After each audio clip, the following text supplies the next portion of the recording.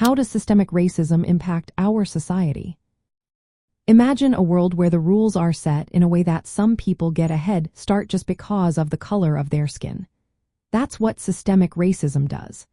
It's not just about individual acts of prejudice, but about how entire systems and institutions are built to favor certain groups over others. This kind of racism is woven into laws, policies, and everyday practices that shape how society functions.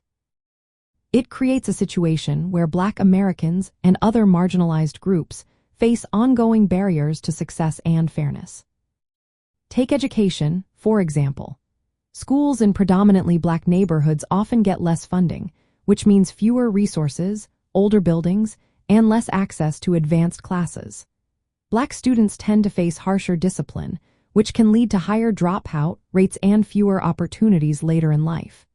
These disparities make it harder for Black youth to break out of cycles of poverty and marginalization. In healthcare, systemic racism shows up in poorer health outcomes for Black Americans. They are more likely to live in areas with environmental hazards, have less access to quality medical care, and face biases from healthcare providers.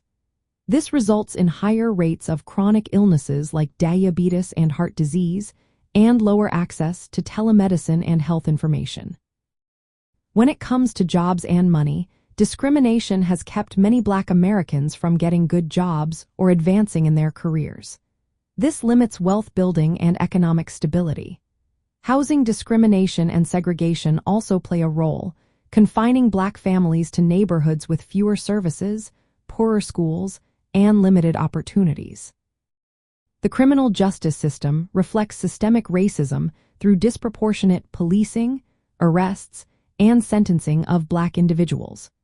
This not only affects lives directly but also reinforces social and economic inequalities. Many Black Americans face barriers to voting and political participation, often due to laws and practices designed to suppress their voices.